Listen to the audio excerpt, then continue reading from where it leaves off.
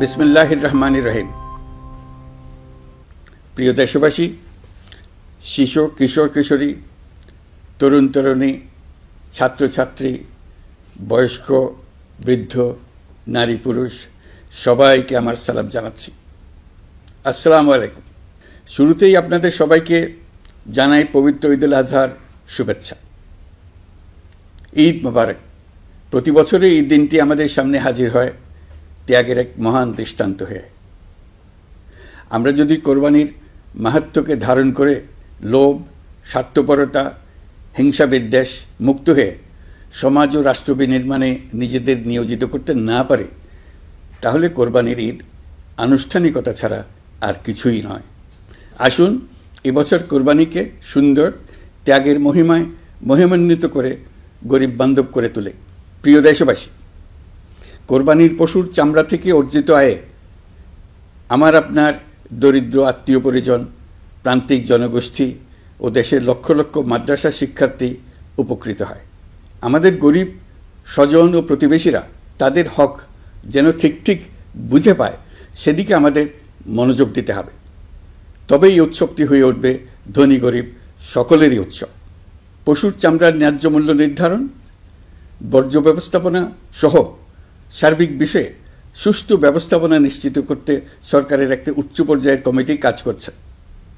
একটি কন্ট্রোল রুমও খোলা হয়েছে। কোরবানির চামড়া সংক্রান্ত যে কোনো সমস্যা, অভিযোগ ও পরামর্শ এই হটলাইনের নম্বরে ফোন করে নেওয়া যাবে। আমরা এই বছর কোরবানির পশুর চামড়া সংরক্ষণে 30,000 টন লবণ বিনামূল্যে সরবরাহ করেছি। কোরবানির ঈদে আরও একটি গুরুত্বপূর্ণ বিষয় হল পরিষ্কার পরিচ্ছন্নতা। আমি দেশবাসীর প্রতি আকুল আহ্বান জানাই, আপনারা সকলে পরিবেশ পরিচ্ছন্ন রাখতে সমবেতভাবে এগিয়ে আসবেন। বিশেষ করে তরুণ তরুণীদেরকে এই বিষয়ে দৃষ্টি আকর্ষণ করছি। এবছর যারা হজ ব্রত পালন করছেন তাদের প্রত্যেককে জানাচ্ছি আন্তরিক শুভেচ্ছা ও অভিনন্দন। মহান রব্বুল আলমিনের অশেষ মেহেরবানিতে, আপনাদের দোয়ায় এবং সংশ্লিষ্ট সবার সর্বোচ্চ আন্তরিকতা ও পেশাদারিত্বের ফলে এবছর আমাদের হজ ব্যবস্থাপনায় সাফল্য এসছে। প্রথমবারের মতো সরকারি ব্যবস্থাপনায় লাব্বায়েক অ্যাপের মাধ্যমে হজের সার্বিক ব্যবস্থাপনা ও সেবা নিশ্চিত করা হচ্ছে। এখন পর্যন্ত হজ ব্যবস্থাপনায় কোনো অনিয়মের খবর আসেনি। টাকা দিয়েও হজে যেতে না পারার যন্ত্রণা কাউকে কাঁদতে হয়নি। হজ ক্যাম্প কিংবা বিমানবন্দরে কোনো হাজিকে প্রতিবাদ বিক্ষোভ করতে হয়নি। প্রথমবারের মতো সরকারি টাকায় কাউকে হজে পাঠানো হয়নি। প্রিয় দেশবাসী, ঈদ উল ফিতরের অভিজ্ঞতাকে কাজে লাগিয়ে দীর্ঘমেয়াদে বাজারের জিনিসপত্রের দাম স্থিতিশীল রাখতে আমরা তৎপর হয়েছি। এবার কোরবানির ঈদেও কোনো জিনিসের দাম যাতে আকস্মিকভাবে বেড়ে না যায়, সেদিকে আমরা সর্বোচ্চ নজর দিয়েছি। ফলে এবার আলু, পেঁয়াজ, ডিম, চিনি, শাকসবজি, তরিতরকারি ও মশলা সহ অধিকাংশ পণ্যের দাম গত বছরের তুলনায় কমেছে। আমরা সার্বিক বাজার ব্যবস্থাকে দুর্বৃত্তদের চক্র থেকে বের করে এনে বাজারে একটা প্রতিযোগিতামূলক পরিবেশ তৈরি করতে পেরেছি। জনগণকে ন্যায্য মূল্যে নিত্য প্রয়োজনীয় জিনিস পৌঁছে দিতে সরকারের সব রকমের চেষ্টা অব্যাহত আছে। পাশাপাশি এই কোরবানির ঈদেও দেশবাসী যাতে নির্বিঘ্নে নিজেদের দেশের বাড়িতে যাতায়াত করতে পারেন, সেজন্য সরকার সর্বোচ্চ ব্যবস্থা নিয়েছে। আইনশৃঙ্খলা বাহিনীর সদস্যরা মানুষের জানমালের নিরাপত্তায় সজাগ রয়েছেন। ঈদের ছুটির মধ্যেও বিপুল সংখ্যক কর্মকর্তা কর্মচারী এবং পুলিশ ও সেনাবাহিনীর সদস্যরা অক্লান্ত পরিশ্রম করছেন। আমি তাদের প্রতি আন্তরিক কৃতজ্ঞতা জানাচ্ছি। শুধু ঈদের সময় নয়, আগামী দিনে কখনোই বাস, রেল ও বিমান যাত্রায় কোনো ধরনের অনিয়ম যাতে না হয়, সেজন্য সরকার একটি কেন্দ্রীয় অনলাইন টিকেটিং প্ল্যাটফর্ম করতে যাচ্ছে, যেখানে এই একই প্ল্যাটফর্ম থেকেই যাত্রীরা খুব সহজেই বাস, ট্রেন ও ফ্লাইটের টিকিট ক্রয় করতে পারবেন। একই রকমভাবে সব ধরনের সরকারি সেবা যাতে জনগণের দোরগোড়ায় পৌঁছে যায়, সেজন্য নাগরিক সেবা বাংলাদেশ এই নামে একটি সেন্টার পরিচালিত হচ্ছে। দেশের সর্বত্র শহরে, হাটে বাজারে তরুণ তরুণীদের মাধ্যমে বেসরকারি ব্যবস্থাপনায় সার্ভিস সেন্টার স্থাপনের কাজ শুরু করেছে। এটি ঢাকা শহরে কয়েকটি সেবাকেন্দ্রের মাধ্যমে শুরু হয়েছে। প্রশিক্ষণপ্রাপ্ত স্থানীয় তরুণ উদ্যোক্তারা নাগরিক সেবা কেন্দ্র থেকে সাধারণ নাগরিকদের এনআইডি, পাসপোর্ট, লাইসেন্স, পুলিশের কাছে জিডি করা, কর ফাইলিং করা সহ বিভিন্ন সরকারি ডিজিটাল সেবা দেবেন। এর ফলে দালাল চক্রের খপ্পর থেকে মুক্তি পাওয়া যাবে, নানা রকম হয়রানি ও ভোগান্তি কমবে বলে আমরা আশাবাদী। এই প্রজেক্ট শূন্য বাজেটে আমরা শুরু করেছি। দেশের বিদ্যমান অব্যবহৃত সম্পদ ব্যবহার করেই সামনে এগিয়ে চলা সম্ভব, এটাই আমরা বাস্তবে করে দেখার চেষ্টা করছি। আমাদের চেষ্টা হচ্ছে প্রতিটি মন্ত্রণালয় থেকে যতগুলি সেবা এর আওতায় আনা যায় সবগুলোকে নিয়ে আসা। আমরা চেষ্টা করছি যাতে শিশু জন্মগ্রহণ করা মাত্রই তার জন্মসনদ পেয়ে যায়, ওটাই হবে তার নাগরিক স্বীকৃতি এবং রাষ্ট্র কর্তৃক তার দায়িত্ব গ্রহণের অঙ্গীকার। ওইখান থেকেই যাবতীয় সকল সনদ সে তার নাগরিক অধিকার হিসেবে ক্রমাগতভাবে সম্মানের সঙ্গে পেতে থাকবে। এক অফিস থেকে আরেক অফিসে তার দৌড়াতে হবে না, দালালের পেছনে মাসের পর মাস ঘুরতে হবে না। বিদেশ সফরে গেলে সেখানকার প্রবাসী বাংলাদেশিরা প্রায় আমাদেরকে সরকারি সেবা পেতে নানা রকম দুর্ভোগের কথা জানান। প্রবাসীদের জন্য বিদেশে তাদের নিজ নিজ শহরে আমরা বেসরকারি উদ্যোগে পরিচালিত নাগরিক সেবা কেন্দ্র স্থাপনের উদ্যোগ নিচ্ছি। সেখান থেকে তারা পাসপোর্ট নবায়ন, জাতীয় পরিচয়পত্র ইত্যাদি সংগ্রহ করতে পারবেন। এগুলো কঠিন কাজ, এগুলোকে কঠিন করা হয়েছে, কিন্তু এখন সরকারের অভ্যন্তরে সাহসী ও উদ্যোগী সিনিয়র সচিব এবং ডিজিদের সহযোগিতায় অন্তর্বর্তী সরকারের মেয়াদকালে আমরা এটা সমাপ্ত করতে বদ্ধপরিকর। প্রিয় দেশবাসী, আপনারা জানেন ঐতিহাসিক অভ্যুত্থানের পর এই সরকার যখন দায়িত্ব গ্রহণ করে তখন দেশের অর্থনৈতিক অবস্থা ছিল ভয়াবহ। ভয়ঙ্করভাবে যুদ্ধবিধ্বস্ত দেশের অর্থনীতিও এতটা খারাপ থাকে না যতটা খারাপ করে দিয়েছে 16 বছরের লাগামহীন লুটপাটতন্ত্র। আশার বিষয় হচ্ছে শুধু ব্যাংক নয়, প্রত্যেকটি আর্থিক প্রতিষ্ঠান এখন ঘুরে দাঁড়িয়েছে। জনগণের আমানত এখন নিরাপদ। অর্থনীতির অধিকাংশ সূচক ইতিবাচক ধারায় ফিরে এসছে।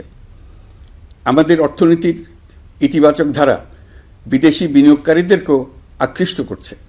বৈদেশিক মুদ্রার রিজার্ভ শূন্যে নেমে যাওয়ার ভয়ে পতিত সরকার বিদেশি ব্যবসায়ীদের আয় নিজ দেশে নিতে দিচ্ছিল না।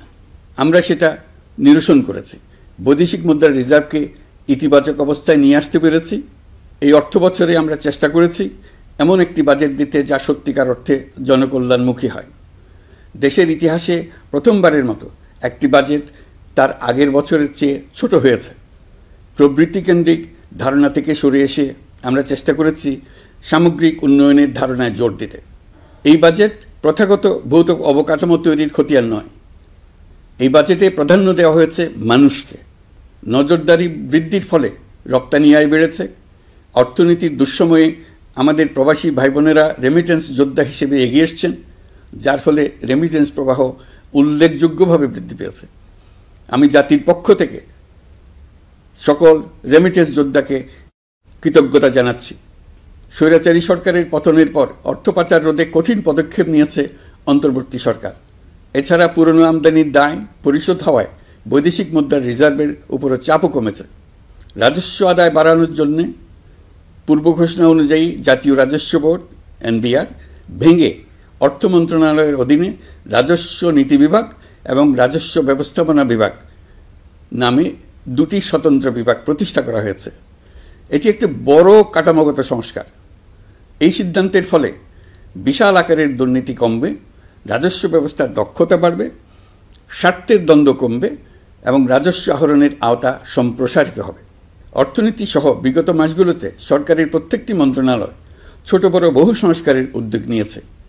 মোট 54টি মন্ত্রণালয়ে 1000-এর উপরে সংস্কার ও উন্নয়ন সংক্রান্ত পদক্ষেপ নেওয়া হয়েছে।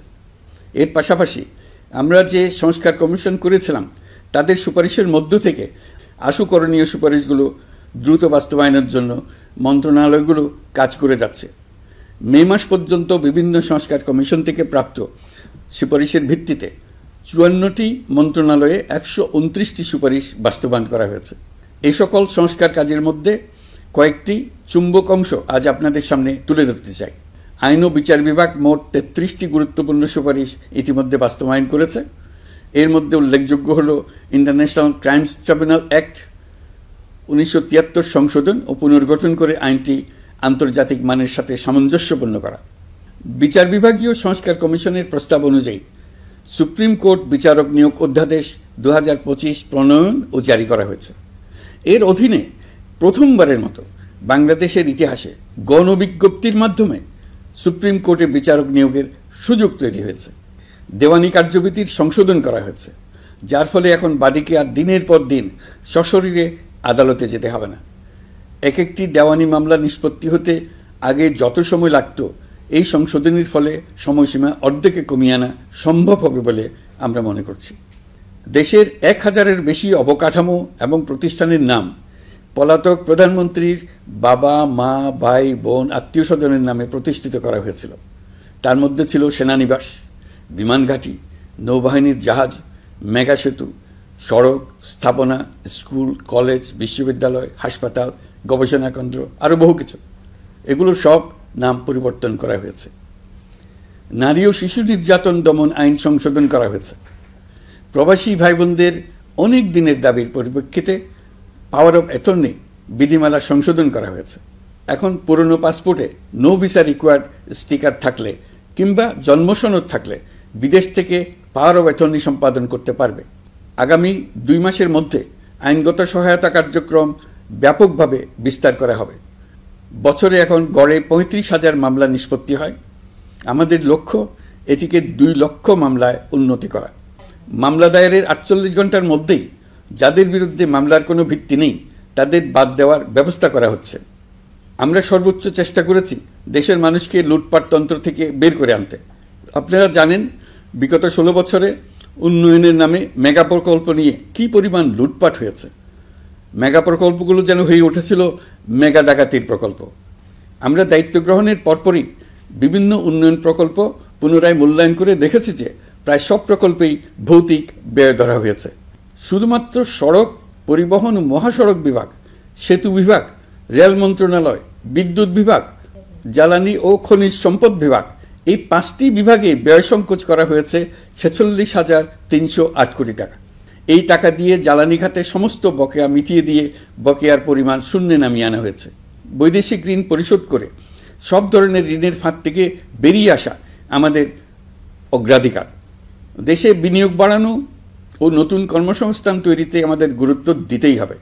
তা না হলে এদেশকে আমরা যে স্থানে নিয়ে যেতে চাই সেখানে নিয়ে যাওয়া সম্ভব হবে না।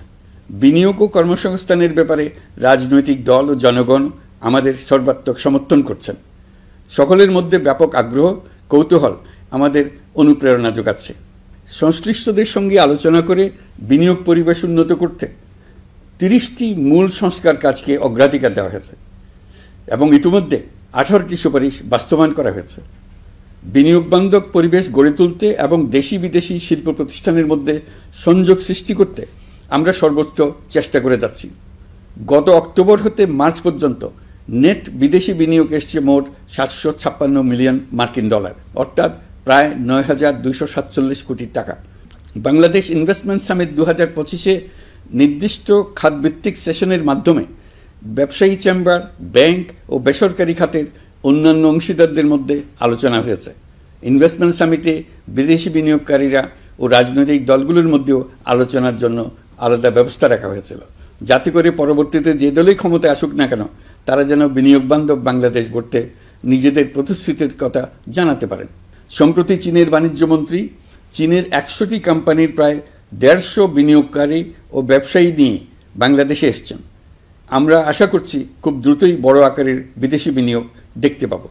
সম্প্রতি আমি চীন, কাতার, জাপান সহ কয়েকটি দেশ সফর করেছি। এসব সফরেও বিভিন্ন বৈঠকে বাংলাদেশের অর্থনৈতিক সম্ভাবনা অগ্রগতির কথা তুলে ধরেছি। দ্বিপাক্ষিক বাণিজ্য বিনিয়োগের বিষয়ে ফলপ্রসূ আলোচনা হয়েছে। আরও বেশি সংখ্যক বাংলাদেশি যাতে বিদেশে কর্মসংস্থানের সুযোগ পায় সে চেষ্টা করেছি। বাংলাদেশে কাতারি বিনিয়োগকারীদের জন্য একটি বিশেষ অর্থনৈতিক অঞ্চল গড়ে তোলার বিষয়ে আমাদের মধ্যে আলোচনা হয়েছে। বাংলাদেশের লাখো লাখো ছেলেমেয়েরা মাদ্রাসায় পড়াশোনা করে, তাদের জন্য প্রযুক্তি শিক্ষা ও বিদেশি ভাষা শিক্ষা চালু করতে আমরা কাতার চ্যারিটির সাহায্য চেয়েছি।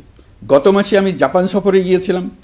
এই সফরে জাপানের প্রধানমন্ত্রী বাংলাদেশকে বাজেট সহায়তা ও রেলপথ উন্নয়নের জন্য $1 বিলিয়ন মার্কিন ডলারের ঋণ ঘোষণা করেছেন। দ্বিপাক্ষিক 3টি চুক্তিপত্র বিনিময় হয়েছে। এই সফরে দুই দেশের মধ্যে অর্থনৈতিক বিনিয়োগ ও অন্যান্য সহযোগিতার ক্ষেত্রে 6টি সমঝোতা স্মারক অর্থাৎ MOU স্বাক্ষর হয়েছে। বাংলাদেশের কর্মশক্তির দক্ষতা বৃদ্ধি এবং জাপানে তাদের কর্মসংস্থান সহজতর করার লক্ষ্যে জাপানের সঙ্গে আমরা 2টি সমঝোতা স্মারকে স্বাক্ষর করেছি। জাপানের শ্রমিক সংকট রয়েছে, আমরা আগামী 5 বছরে জাপানে 1 লক্ষ কর্মী পাঠানোর চুক্তি সই করেছি। এর চাইতে আরও বেশি শ্রমিক ক্রমাগতভাবে পাঠানোর আয়োজন করে এসছে। প্রিয় দেশবাসী, 1971 সালে বাংলাদেশ স্বাধীন হওয়ার পর অর্থনৈতিকভাবে আমাদের যে উন্নতির শিখরে থাকার কথা ছিল, বিশ্বের কাছে মাথা উঁচু করে দাঁড়াবার কথা ছিল, সেই উচ্চতায় আমরা পৌঁছতে পারিনি।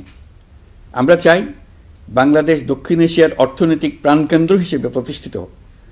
এই কারণে বিনিয়োগ পরিষেবার উন্নয়নের পাশাপাশি বন্দরের সক্ষমতা বাড়াতে উদ্যোগ নিয়েছি।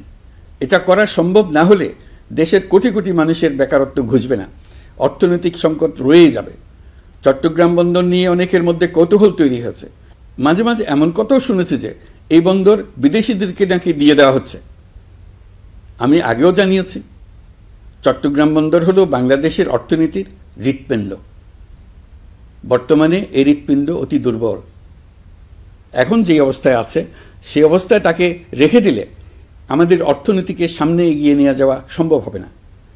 এই হৃৎপিণ্ডকে বড় করতে হবে, মজবুত করতে হবে, সুঠাম করতে হবে। তা করতে হলে বহু উদ্যোগ গ্রহণ করতে হবে, অভিজ্ঞদের সাহায্য লাগবে। আমরা যাদের সঙ্গে যোগাযোগ করেছি তারা বন্দর ব্যবস্থাপনায় বিশ্বের সেরা, সবচেয়ে অভিজ্ঞ। তারা ইউরোপ, কানাডা, অস্ট্রেলিয়া, চীন, দক্ষিণ কোরিয়া, ভারত, পাকিস্তান, তুরস্ক, মধ্যপ্রাচ্য ও আফ্রিকা সহ বিশ্বজুড়ে বন্দর পরিচালনা করে। তাদের কাজ বন্দর ব্যবস্থাপনা। আমাদের লক্ষ্য হলো বন্দর ব্যবস্থাপনার কাজ যত তাড়াতাড়ি সম্ভব তাদের কাছ থেকে শিখে নেওয়া। আমি গ্যারান্টি দিয়ে বলতে পারি, যদি 31 সালের মধ্যে আমরা বন্দরের কাজ শিখে ফেলি, এর পরবর্তী 5 বছরে অর্থাৎ 36 সালের মধ্যে পৃথিবীর যত দেশে যত বন্দর এই কোম্পানিগুলো চালায় তাদের বহু বন্দর এই বাংলাদেশিরাই পরিচালনা করবে। আপনারা যে বন্দরেই পা দেবেন দেখবেন সেখানে বাংলাদেশিরা আছেন। বহু লোকের কর্মসংস্থান হবে, বহু লোকের উপরে ওঠার সুযোগ হবে। তাদের নিজেদের প্রয়োজনেই তারা আমাদের চাকরি দেবে। আগে যে কোনো জাহাজে চড়লে দেখতাম জাহাজের নাবিক চট্টগ্রামের কিংবা সিলেটের। বন্দরের কাজ একবার শিখে নিতে পারলে ভবিষ্যতে আমরা যে বন্দরে যাব না কেন দেখব সেখানে চট্টগ্রাম, নোয়াখালী, সিলেট আর বরিশালের লোক, বাংলাদেশের লোক। আমাদের বন্দর যদি আধুনিক হয় তা শুধু বাংলাদেশের অর্থনীতিতেই ভূমিকা রাখবে না, বরং আমরা নেপাল, ভুটান সহ পার্শ্ববর্তী সকল দেশের অর্থনীতিতে ইতিবাচক ভূমিকা রাখতে সক্ষম হব। এই বন্দরই হবে অঞ্চলের অর্থনীতির সমৃদ্ধির চাবিকাঠি। কুমিরা থেকে টেকনাফ পর্যন্ত নানা বন্দরের কর্মচাঞ্চল্যে সমগ্র উপকূল অঞ্চল দক্ষিণ এশিয়ার একটি গুরুত্বপূর্ণ অর্থনৈতিক প্রাণকেন্দ্র হিসেবে প্রতিষ্ঠিত হবে। এই পুরো অঞ্চলে অনেকগুলো শিল্পাঞ্চল গড়ে উঠবে শুধু সমুদ্রের সান্নিধ্য এবং তার ব্যবহারের দক্ষতার কারণে। তার সঙ্গে গড়ে উঠবে আরেকটি নতুন শিল্প, আধুনিক পদ্ধতিতে সমুদ্রে মাছ পালন, আহরণ ও প্রক্রিয়াজাতকরণের শিল্প। এটি আরেকটি নতুন জগৎ সৃষ্টি করবে। এই ব্যাপারে আমরা আমাদের বন্ধু দেশগুলোর সঙ্গে আলোচনা শুরু করেছি এবং তারা উৎসাহ সহকারে সাড়া দিয়েছেন।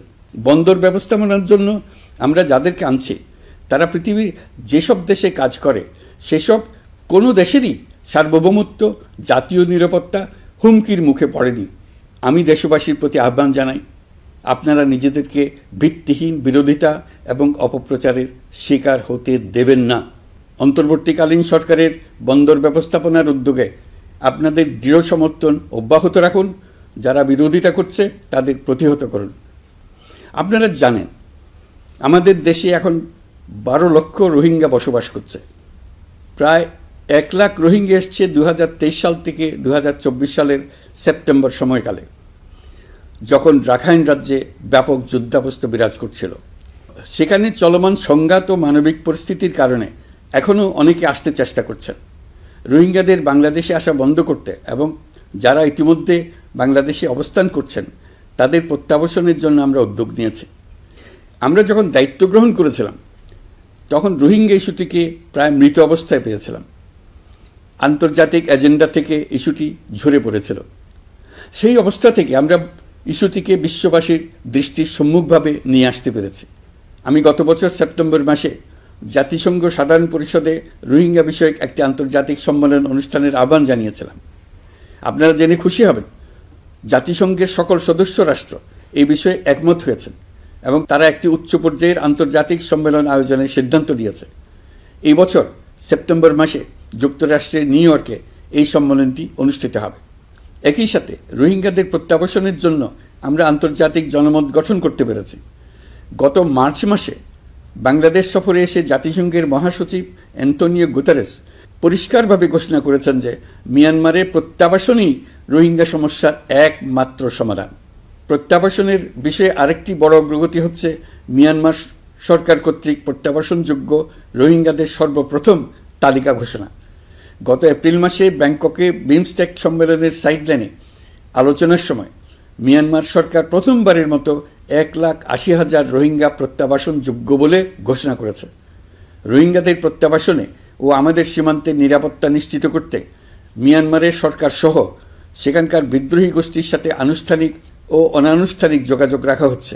আমরা যত দেশেই সফর করেছি সব দেশেই রোহিঙ্গা সংকট মোকাবেলায় রাষ্ট্রীয় নেতা ও সরকারের প্রতিনিধিদের সঙ্গে আলোচনা করেছি, তাদের সহযোগিতা চেয়েছে। তারা ইতিবাচকভাবে আমাদের আহ্বানে সাড়া দিয়েছেন। জাতিসংঘের মহাসচিব গত মার্চ মাসে ঢাকা সফরকালে রাখাইন রাজ্যে মানবিক বিপর্যয়ের মোকাবেলার জন্য একটি ত্রাণ চ্যানেলের প্রস্তাব করেছিলেন। তিনি বলেছিলেন এই প্রস্তাবটি রোহিঙ্গাদের প্রত্যাবাসনে সহায়ক হবে। বিষয়টি প্রস্তাব পর্যায়ে রয়ে গেছে। আমরা লক্ষ্য করেছি রাখাইনের জন্য বাংলাদেশ করিডোর দিয়ে দিয়েছে বলে একটা অপপ্রচার চালানো হচ্ছে। আমি সুস্পষ্টভাবে বলছি, এটা সর্বৈব মিথ্যা। এটা চিলে কান নিয়ে যাওয়ার গল্প। যারা অসত্য কল্পকাহিনী বানিয়ে বাংলাদেশের মানুষকে ক্রমাগত বিভ্রান্ত করে অশান্তি সৃষ্টিতে নিয়োজিত, এটা তাদেরই শিল্পকর্ম। আপনারা এ বিষয়ে হুঁশিয়ার থাকবেন, কোনোভাবেই বিভ্রান্ত হবেন না। এসব অপপ্রচার সত্ত্বেও আমরা লক্ষ্যচ্যুত হব না। এই জটিল সমস্যাটি সমাধানে আমাদের কাজ চালিয়ে যাব। প্রিয় দেশবাসী, আগামী মাসে জুলাই গণ অভ্যুত্থানের বছর পূর্ণ হবে। যাদের আত্মত্যাগের কারণে এই অভ্যুত্থান সম্ভব হলো, আমরা তাদেরকে এবং তাদের পরিবারকে প্রতি মুহূর্তে আমাদের দৃষ্টিতে রেখেছি। তাদের জন্য নানা কর্মসূচি আমরা বাস্তবায়ন করে চলেছি। এখন পর্যন্ত 834টি শহীদ পরিবারের মধ্যে 630টি শহীদ পরিবারকে 10 লক্ষ টাকা করে 63 কোটি টাকার সঞ্চয়পত্রের জন্য ব্যাংক চেক দেওয়া হয়েছে। অবশিষ্ট যারা আছেন তাদের ওয়ারিশ নির্ধারণ সংক্রান্ত বিষয়গুলি নিষ্পত্তি সাপেক্ষে সঞ্চয়পত্র দেওয়া হবে। এর পাশাপাশি গণ অভ্যুত্থানে আহত প্রায় 12,500 জনকে 106 কোটি টাকা দেওয়া হয়েছে। গণ অভ্যুত্থানে আহতদের মধ্যে সরকারি বেসরকারি বিভিন্ন হাসপাতালে এই পর্যন্ত 15,393 জন চিকিৎসা গ্রহণ করেছেন। স্বাস্থ্যসেবা বিভাগের মাধ্যমে 40 জন আর মুক্তিযুদ্ধ বিষয়ক মন্ত্রণালয়ের মাধ্যমে 11 জনকে উন্নত চিকিৎসার জন্য সিঙ্গাপুর, থাইল্যান্ড ও রাশিয়া পাঠানো হয়েছে। তাদের চিকিৎসা বাবদ এই পর্যন্ত সরকার 61 কোটি টাকা ব্যয় করেছে এবং এই ব্যয় অব্যাহত আছে। আরও 28 জন জুলাই যোদ্ধাকে উন্নত চিকিৎসার জন্য সিঙ্গাপুর, থাইল্যান্ড ও তুরস্কে পাঠানোর প্রক্রিয়া চলছে। এখন পর্যন্ত বিভিন্ন হাসপাতালে চিকিৎসাধীনদের যুক্তরাজ্য, যুক্তরাষ্ট্র, ফ্রান্স, সিঙ্গাপুর, থাইল্যান্ড, চীন, মালয়েশিয়া ও নেপাল থেকে 26 জন বিশেষজ্ঞ চিকিৎসক এসে বিনামূল্যে চিকিৎসা দিয়েছেন। এই চিকিৎসকবৃন্দ শুধু যাতায়াত খরচ গ্রহণ করেছেন, এর বেশি কিছু তারা গ্রহণ করতে চান নাই। আমরা তাদের প্রতি কৃতজ্ঞ। এই পর্যন্ত শহীদ পরিবারগুলোকে সঞ্চয়পত্র প্রদান, আহত ব্যক্তিদের চিকিৎসা ও চেক প্রদান বাবদ সরকার মোট 285 কোটি টাকা ব্যয় করেছে। প্রিয় দেশবাসী, আমি শুরু থেকেই বলেছি, পতিত স্বৈরাচার বাংলাদেশকে যেভাবে ধ্বংসস্তূপ বানিয়েছে, সেখান থেকে নতুন করে যাত্রা শুরু করতে হলে ন্যূনতম 3টি আবশ্যিক কাজ সম্পন্ন করতে হবে। প্রথমত, বিচার ও জবাবদিহিতা প্রতিষ্ঠার উদ্যোগ দৃশ্যমান করে তোলা। দ্বিতীয়ত, রাষ্ট্রের গণতান্ত্রিক পুনর্গঠন ও প্রাতিষ্ঠানিক কাঠামোর সংস্কার সাধনে প্রয়োজনীয় ঐক্যমত ও পথনকশা তৈরি করা। তৃতীয়ত, একটি অবাধ, সুষ্ঠু ও শান্তিপূর্ণ নির্বাচন আয়োজন করে ক্ষমতা হস্তান্তরের গণতান্ত্রিক প্রক্রিয়া সম্পন্ন করা। এই লক্ষ্যে ধ্বংসপ্রাপ্ত নির্বাচন ব্যবস্থাকে স্থায়ীভাবে সংস্কার করা। এই 3টি ম্যান্ডেট হচ্ছে দেশবাসীর সাথে আমাদের চুক্তি। 24-এর শহীদের রক্তে ভেজা এই চুক্তি আপনাদের সার্বিক সমর্থন, আস্থা ও সহযোগিতা নিয়ে এবং পতিত শক্তি ও তার দোসরদের সৃষ্ট সকল বাধা বিপত্তিকে পরাভূত করে আমরা সম্মিলিতভাবে বাস্তবায়ন করতে সক্ষম হব বলে আমার দৃঢ় বিশ্বাস। গত বছর জুলাই আগস্ট মাসে সংঘটিত হত্যাযজ্ঞ সহ বিগত 16 বছরের গুম খুন নির্যাতনের সত্য উদ্ঘাটন এবং আর্থিক খাতের সীমাহীন দুর্নীতি, অনিয়ম ও অপরাধের বিচার প্রক্রিয়া আমরা শুরু করেছি। মানবতা বিরোধী অপরাধের বিচারের জন্য আন্তর্জাতিক অপরাধ ট্রাইব্যুনাল গঠনের পর প্রসিকিউশন টিম গঠন ও তদন্ত কর্মকর্তা নিয়োগের পাশাপাশি বিচারিক কার্যক্রম পরিচালনা প্রক্রিয়াধীন ছিল।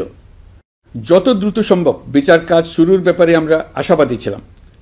আপনারা জানেন, জুলাইয়ে সংঘটিত হত্যাযজ্ঞের বিচার ইতিমধ্যে শুরু হয়ে গেছে। বিচার কাজ যেন দ্রুত গতিতে সম্পন্ন হয় সেজন্য সরকারের পক্ষ থেকে যত রকম সহযোগিতা প্রয়োজন আমরা তা দিচ্ছি। বিচারের জন্য আন্তর্জাতিক অপরাধ ট্রাইব্যুনালের এজলাস কক্ষ ডিজিটাল প্রযুক্তিতে সমৃদ্ধ করা হয়েছে। ইতিহাসে প্রথমবারের মতো কোনো বিচার পর্ব আদালতের অনুমতিক্রমে সরাসরি কিংবা রেকর্ডকৃত পদ্ধতিতে গণমাধ্যমে প্রচারিত হচ্ছে। আমরা বিশ্বাস করি এতে করে বিচার বিভাগের প্রতি মানুষের আস্থা বাড়বে, বিচার নিয়ে অপপ্রচার বন্ধ হবে। প্রসিকিউশন বলছে, বিগত সরকার পতনের পর তাদের আজ্ঞাবহ ব্যক্তিরা বিভিন্ন গুরুত্বপূর্ণ সাক্ষ্য প্রমাণ বিনষ্ট করার চেষ্টা করেছে। থানা, হাসপাতাল সহ গুরুত্বপূর্ণ স্থানের দলিলপত্র পুড়িয়ে বা লুকিয়ে নষ্ট করার চেষ্টা করা হয়েছে। বিভিন্ন অপরাধমূলক স্থাপনার আকার, আকৃতি, দেয়াল ইত্যাদি ভেঙে এবং বিকৃত করে প্রমাণ লুকানোর চেষ্টা করা হয়েছে। বিভিন্ন ডিজিটাল এভিডেন্স যেমন ভিডিও, অডিও, ইন্টারনেট ডেটা যেগুলো ডিলিট বা ধ্বংস করার চেষ্টা করা হয়েছে, তদন্ত কর্মকর্তারা সর্বাধুনিক প্রযুক্তি ব্যবহার করে সেগুলো রিকভার এবং রেস্টোর করার কাজ করছেন। এই কাজে আমরা দেশবাসীর কাছেও সহযোগিতা কামনা করছি। স্বৈরাচারী সরকারের আমলে গত 16 বছরে রাজনৈতিক ভিন্নমত দমনের জন্য বিপুল সংখ্যক মানুষকে গুম করা হয়েছিল। এই মানুষগুলোকে এমন সব বন্দিশালায় আটকে রাখা হয়েছিল যাদের কোনোটির আয়তন ছিল মাত্র 3 ফিট বাই 3 ফিট। গুমের ঘটনা তদন্ত ও এই ভয়াবহ অপরাধের সঙ্গে যারা জড়িত তাদের বিচারের জন্য একটি স্বাধীন গুম সংক্রান্ত কমিশন নিরলসভাবে কাজ করে যাচ্ছে। তারা গুমের এমন রোমহর্ষক ঘটনা আবিষ্কার করেছে যা নিষ্ঠুরতার চূড়ান্ত সীমা ছাড়িয়ে গেছে। মানুষকে পেট কেটে সিমেন্টের বস্তা ঢুকিয়ে নদীতে ডুবিয়ে দেওয়া হতো, ইঞ্জেকশন দিয়ে অজ্ঞান করে জ্বলন্ত ইটভাটায় নিক্ষেপ করা হতো, ট্রেন ও গাড়ির নিচে ছুঁড়ে ফেলা হতো। কমিশন এখন পর্যন্ত 2টি অন্তর্বর্তীকালীন প্রতিবেদন জমা দিয়েছে। তারা এখনও প্রতিনিয়ত নতুন অভিযোগ পাচ্ছে। ইতিমধ্যে গুমের তদন্ত কার্যক্রমের জন্য ঢাকা শহরে 3টি, চাঁপাইনবাবগঞ্জ ও বগুড়া জেলায় 3টি গুমের কেন্দ্র পরিদর্শন ও সাক্ষ্য গ্রহণ করা হয়েছে। তদন্ত কাজে মানুষের সম্পৃক্ততা বাড়াতে বিশ্ববিদ্যালয়, মাদ্রাসা পর্যায়ে গণশুনানি গ্রহণ করা হয়েছে। মোট 8 শতাধিক শিক্ষার্থী, শিক্ষক, সাধারণ মানুষ গণশুনানিতে অংশ নিয়েছেন। গুম সংক্রান্ত বেশ কিছু অভিযোগ ইতিমধ্যে আন্তর্জাতিক অপরাধ ট্রাইব্যুনালের তদন্ত সংস্থার কাছে জমা হয়েছে। এছাড়াও এই সংক্রান্ত একটা আইন প্রণয়নের কাজ প্রায় শেষ পর্যায়ে আছে। অল্প কিছুদিনের মধ্যেই এটি চূড়ান্ত হবে বলে আশা করছি। গত 16 বছর ধরে এদেশের প্রতিটি স্তরে অপরাধ, অনিয়ম, দুর্নীতির ভাইরাস ছড়িয়ে পড়েছিল। এই রোগাক্রান্ত রাষ্ট্র ব্যবস্থাকে রোগমুক্ত করে জনগণের কল্যাণমুখী করতে হলে আমাদের রাজনৈতিক দলগুলোর সক্রিয় অংশগ্রহণ জরুরি। আমরা দায়িত্ব নেবার পর থেকেই রাজনৈতিক দলগুলোর সাথে নিয়মিত যোগাযোগ রেখেছি। বিভিন্ন ইস্যুতে রাজনৈতিক নেতাদের সঙ্গে আলাদা এবং একত্রিতভাবে বৈঠক করেছি। সর্বশেষ গত মাসের শেষ সপ্তাহেও বিভিন্ন রাজনৈতিক দলের নেতৃবৃন্দের সঙ্গে আমি বৈঠক করেছি এবং চলতি সপ্তাহে জাতীয় ঐক্যমত কমিশনের 2য় পর্বের আলোচনা শুরু করেছি। সরকার পরিচালনায় তারা তাদের গুরুত্বপূর্ণ মতামত তুলে ধরেছেন। রাজনৈতিক দলগুলো শুরু থেকে আমাদের সাথে সহযোগিতা করে আসছেন এবং সবসময় তারা সহযোগিতা অব্যাহত রাখার প্রতিশ্রুতি দিয়েছে।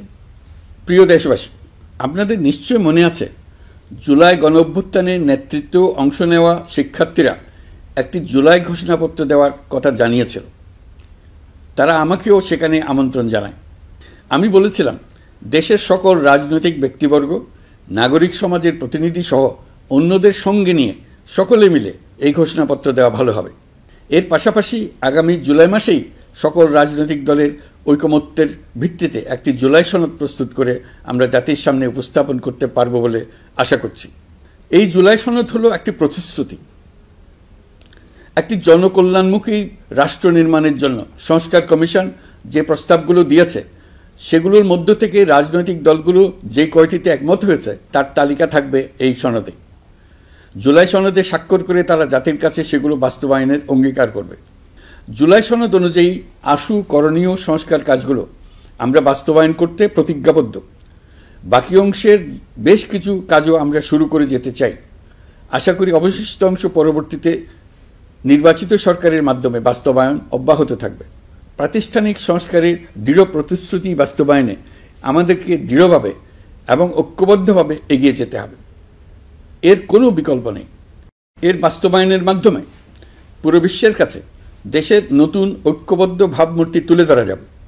বিশ্বব্যাপী সবার কাছে জাতি হিসেবে বাংলাদেশের শক্তি সম্পর্কে স্পষ্ট ধারণা তৈরি হবে। ঐকমত্য কমিশন গঠন করা আমাদের একটি দুঃসাহসিক উদ্যোগ ছিল। অন্য কোনো দেশে এমন কোনো নজির নেই। এর মাধ্যমে আমরা জাতি হিসেবে রাজনৈতিক গভীরতার সন্ধান পেয়েছি। রাজনৈতিক ঐক্যে পৌঁছার জন্য ঐকমত্য কমিশনের সঙ্গে সকল দলের দলগত প্রস্তুতি, ঘণ্টার পর ঘণ্টা কমিশনের সঙ্গে ঐকান্তিক আলোচনা, জাতীয় লাইভ টেলিভিশনের সামনে সকল দলের ঐকমত্যে পৌঁছার একান্ত প্রয়াস আমাদের রাজনৈতিক ইতিহাসে স্মরণীয় হয়ে থাকবে। এই কমিশনের চেয়ারম্যান হিসেবে আমি সকল রাজনৈতিক দলের কাছে তাদের সীমাহীন ধৈর্য এবং কমিশনের প্রতি তাদের সহযোগিতা এবং সৌজন্য প্রকাশের জন্য জাতির পক্ষ থেকে ধন্যবাদ জানাচ্ছি।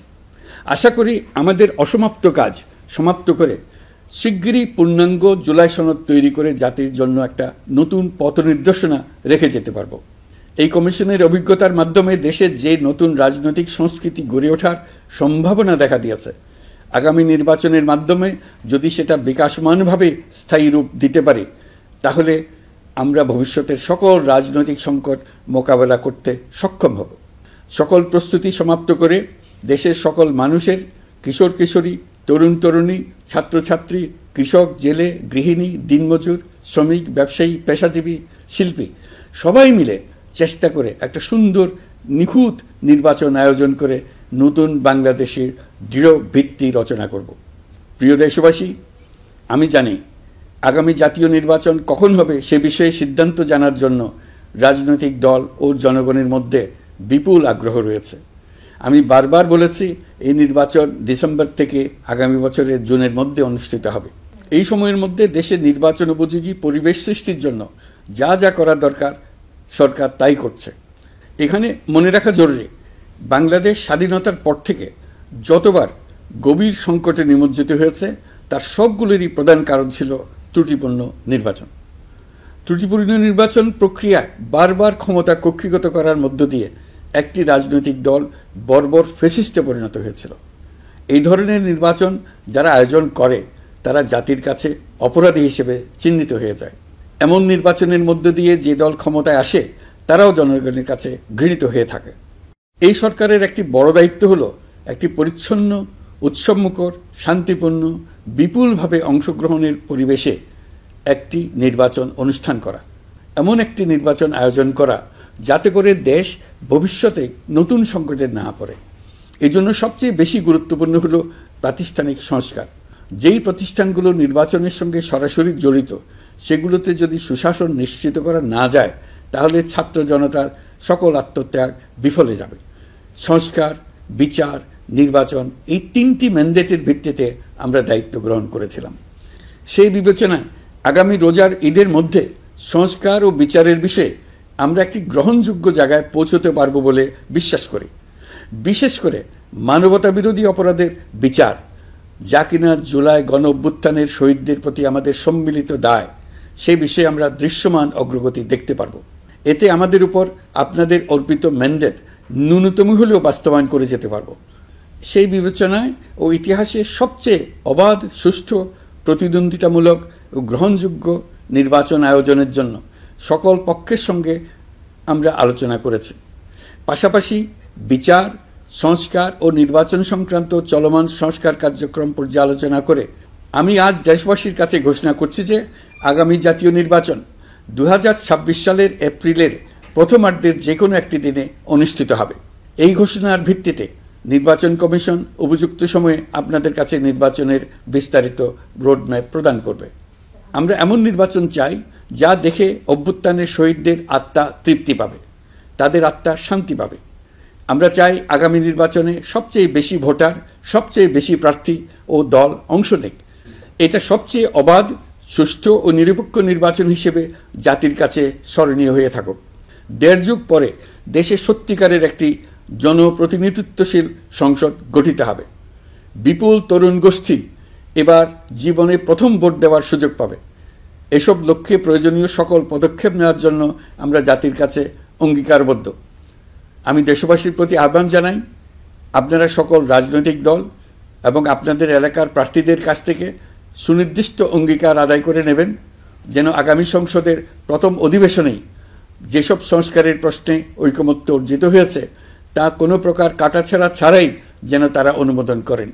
আপনারা ওয়াদা আদায় করে নেবেন যে তারা বাংলাদেশের স্বাধীনতা, সার্বভৌমত্ব, আঞ্চলিক অখণ্ডতা এবং জাতীয় মর্যাদার প্রশ্নে কখনো কোনো প্রকার আপোষ করবেন না এবং দেশের বাইরের কোনো শক্তির কাছে দেশের স্বার্থ বিকিয়ে দেবেন না। আপনারা তাদের কাছে সুনির্দিষ্ট প্রতিশ্রুতি আদায় করে নেবেন এই মর্মে যে তারা কখনোই কোনো অবস্থাতেই আপনাদের গণতান্ত্রিক অধিকার ও মানবিক মর্যাদার ক্ষুণ্ণ করবেন না।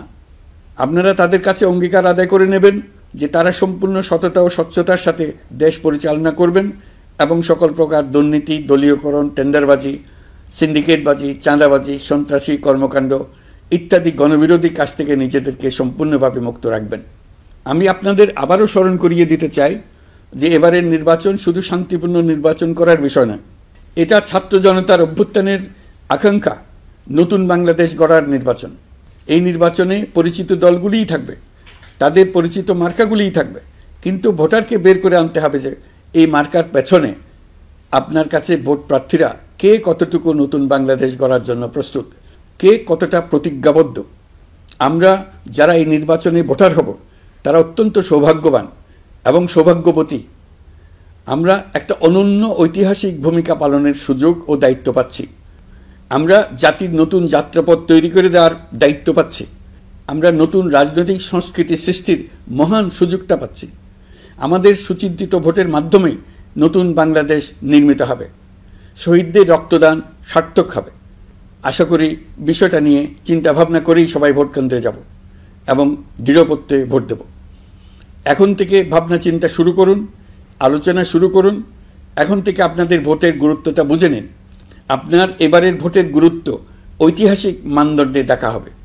প্রিয় দেশবাসী, আমাদের সবসময় মনে রাখতে হবে পতিত ফ্যাসিবাদ ও তার দেশি বিদেশি দোসররা নতুন বাংলাদেশ গড়ার সম্মিলিত প্রচেষ্টাকে পদে পদে বাধাগ্রস্ত করার চেষ্টা চালিয়ে যাচ্ছে।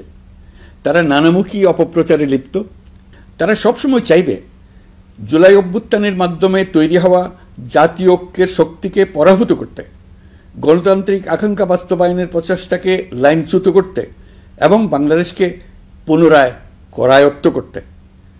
আমি আগেও বলেছি, আজ আবারও বলছি, আমরা একটা যুদ্ধ অবস্থায় আছি। এখন আমাদের একতাবদ্ধ থাকতে হবে যে কোনো মূল্যে। পরাজিত শক্তি এবং তাদের সহযোগীরা ওত পেতে বসে আছে আমাদের ছোবল মারার জন্য, আমাদের অগ্রযাত্রাকে রুখে দেওয়ার জন্য। আমরা তাদের কিছুতেই এই সুযোগ দেব না। আসুন আমরা আমাদের সম্মিলিত প্রচেষ্টায় প্রিয় মাতৃভূমির স্বাধীনতা, সার্বভৌমত্ব, আঞ্চলিক অখণ্ডতা ও জাতীয় মর্যাদার বিরুদ্ধে যে কোনো আঘাত প্রতিহত করার উদ্দেশ্যে প্রতিরোধের ঐক্যবদ্ধ সুদৃঢ় প্রাচীর গড়ে তুলি। প্রিয় দেশবাসী, সবাইকে আবার ঈদের শুভেচ্ছা ও সালাম জানাচ্ছি। মহান আল্লাহ আমাদের সহায় হন। আল্লাহ হাফেজ।